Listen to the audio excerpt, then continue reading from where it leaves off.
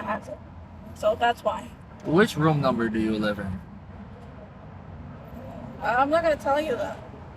So I have a right to know where my daughter lives. You know that, right? But those two are the working numbers. Cool. I have a right to know where my daughter lives. You know where I live. There's a certain transparency. You said you were gonna move. So all right, you know where I live now. I haven't moved yet. No, I don't. Oh, you still living there? I'm still living there. I have a right to know where my daughter is at. You don't get the rights that you. It's like it's beneficial for you, but it's not beneficial to me. That's hypocritical. So, what room number do you live in? I'm not gonna tell you that. You're not gonna tell me where my daughter lives. So if I would have did that to you, how would you feel about that? If I would have said you can't know where your daughter's at, how would you feel? Would you expect to know where Athena's at when she's with me? Would you expect to know where she lives? I know that she's with you and she's safe. All right. Would you expect? How would you feel if I told you you didn't know? You didn't have to know where your daughter was at when she was with me, or where Why you want to know what room number I live?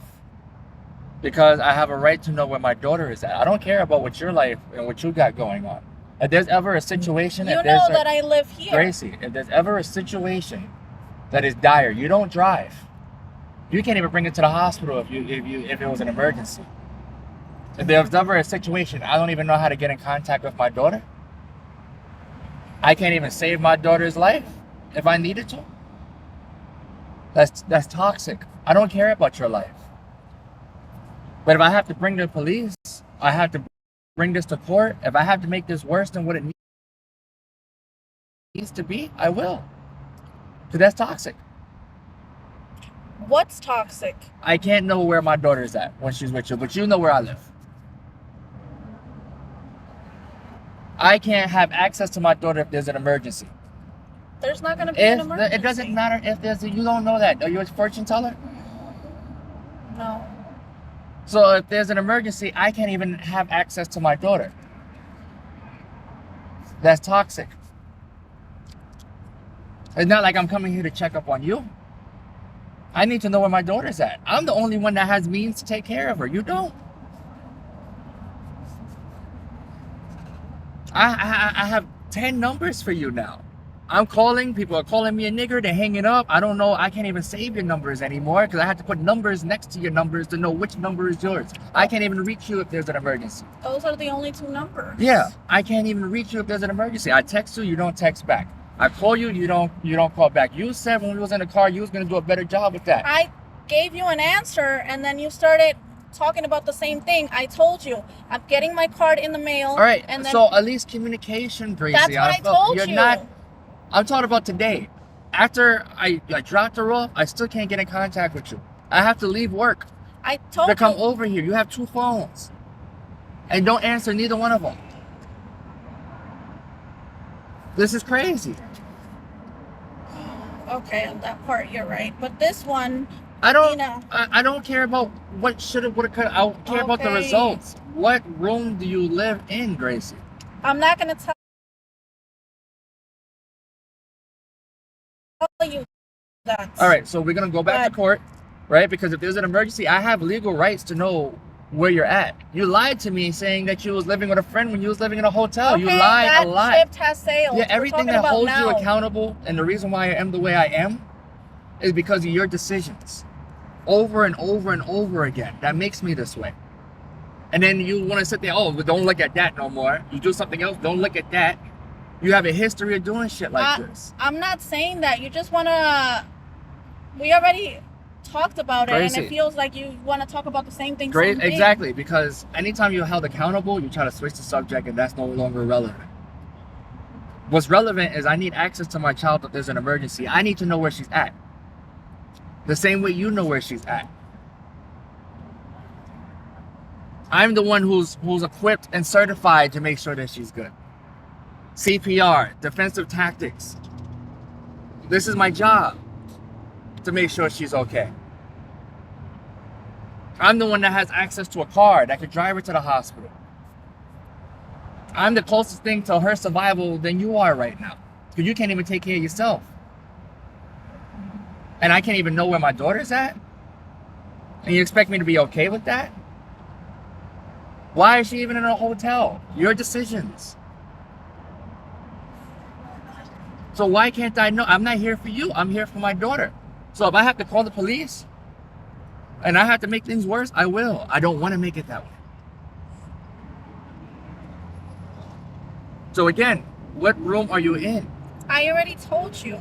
I don't want to give you my room number. Why? Why? For my privacy. Why? Privacy? There's no privacy. I'm not coming here to visit you. It's like you're so secretive. It's not about being secretive. You are secretive. You're secretive. My daughter said, you know, I have a legal right to know where you're at, right? With my daughter, I have that legal right. The same way you have that right.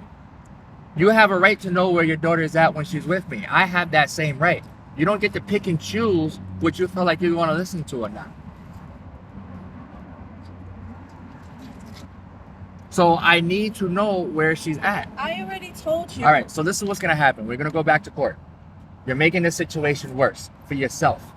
The reason why you don't want to let me know is because you're probably living with somebody because that hotel's not under your name. Because I checked.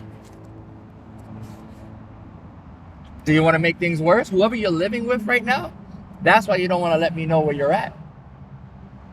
Because you're not doing this by yourself. No sense. But okay. It's not under your name. That's what you want to think. I just spoke to the receptionist. I just came out of the office. That room that you're at is not under your name. You're living with somebody.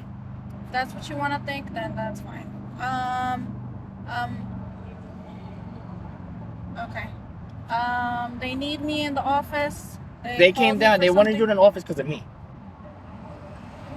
So we're already here. We met that. We're here now. Okay, but I'll double check. No. You're trying to run now from this conversation. I'm not trying to run. This conversation is over. You want to know where the room number, and I told you I'm not giving that information.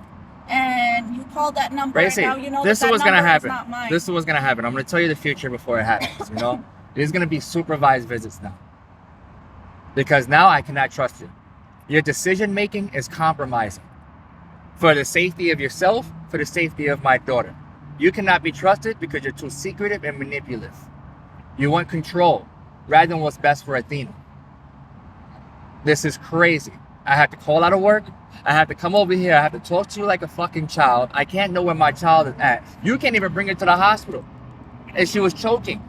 And I can't even know out of these 400. Even my number. It does not matter. Access to my child, Gracie. You kidnapped her for 6 months. Oh, every time, there you go. Every time there's accountability, change the subject. It's not about accountability. You're talking about the same thing. Gracie, I'm talking about your decision making. Okay. That's what I'm talking about.